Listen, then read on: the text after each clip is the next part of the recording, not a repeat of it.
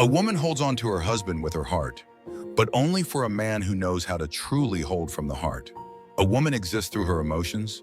She is nourished by them, guided by them toward her husband, and through her heart, she tries to stay connected to him. If her emotional needs are not met, the woman's feelings become stranded. She begins to suffer. She experiences emotional hunger. To understand this, imagine your stomach is empty. When there's no food, your body reacts. Similarly, when a woman is emotionally neglected by her husband, she feels that same emptiness, an emotional starvation. Over time, she grows distant from her emotions and starts to become aggressive.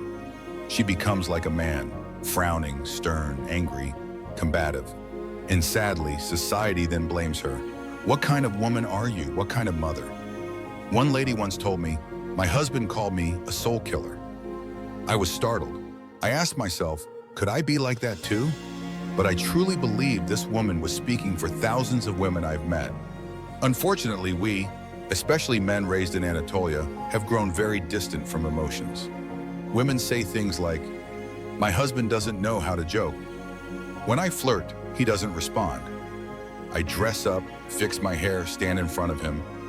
He stares at the wall, not me." All her emotional efforts go unanswered.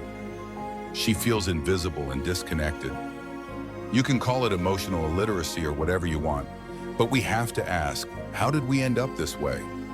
One major reason is that from a young age, children aren't allowed to freely express their feelings.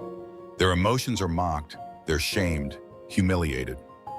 A little girl, age 4 or 5, tries to move with the rhythm of music, expressing herself, but her parents embarrass her. She approaches her father with innocent excitement, but instead of encouragement, she hears, "What kind of way is that to talk? Speak properly." And so she retreats inward. Years later, we see this result. Women say, "My husband is like a wall. Our house has 5 walls, and he's the 6th. We confuse emotional numbness with seriousness. If a man doesn't smile, we say, "How serious he is."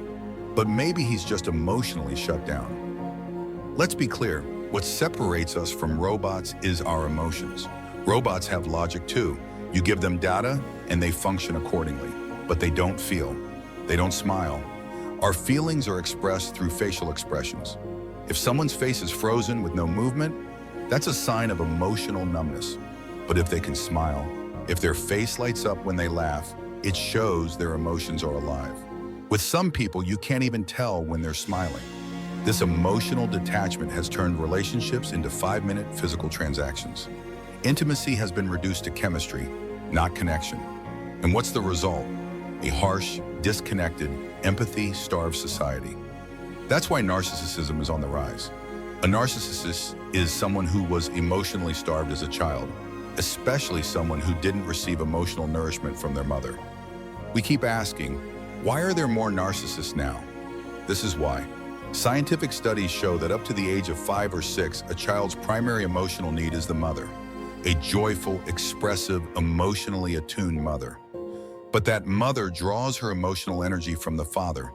If the woman isn't emotionally supported by her husband, she can't share that love with the children. And so she becomes emotionally empty, aggressive, and angry. Like a boomerang, this comes back and hits the family, hurting the husband, the children.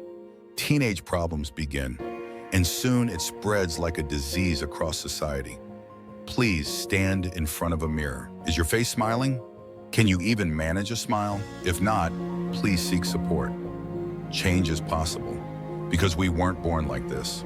As children, we were full of emotion, excitement, and joy. We didn't worry about what others thought. But over time, we shut down our emotions. Even our walk became robotic. Look at yourself. Pay attention to what others say about you, especially your spouse.